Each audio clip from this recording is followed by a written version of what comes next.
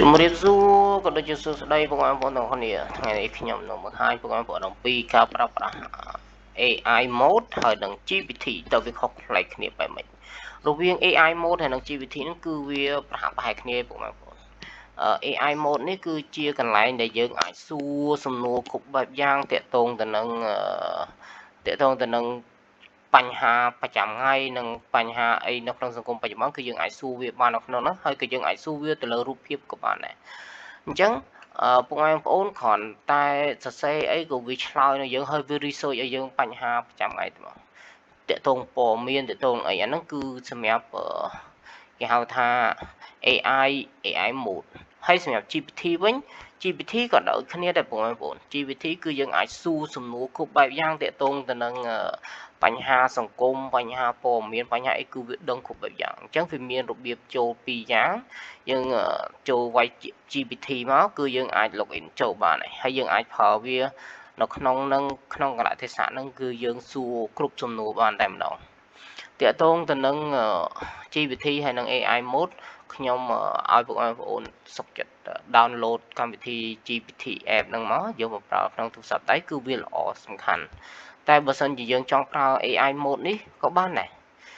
ឧទាហរណ៍ថាបើសិនជាយើងចង់បាន AI mode ហ្នឹងយើងចង់សួរវាទៅលើរូបភាពលើអីគឺយើងអាចសួរបានដូចគ្នាយើងសួរទៅថា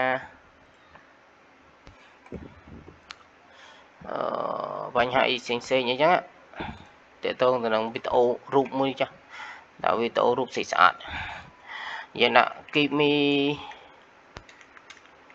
her name អញ្ចឹងមក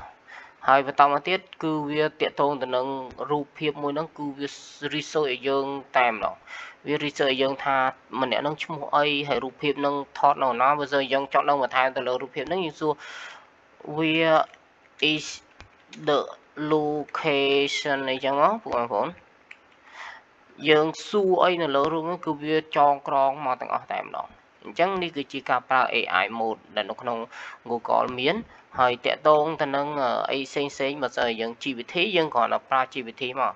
ប៉ុន្តែអ្វីដែលខ្ញុំប្រើប្រាស់ប្រចាំថ្ងៃគឺខ្ញុំប្រើទៅលើកម្មវិធី AI mode គឺវាងាយស្រួលបងប្អូនAI mode ហ្នឹងគឺវាលក្ខណៈថាយើងចង់ផុសវីដេអូសួររូបភាពហ្នឹងមិនក៏បានព័ត៌មានប្រចាំថ្ងៃហ្នឹងក៏បានអីក៏បានគឺ AI mode ហ្នឹងគឺល្អតាក់ទងនឹង AI mode GPT ខ្ញុំឲ្យវា10 លើ 10ដូចគ្នាអញ្ចឹងបាទបាយអរគុណច្រើន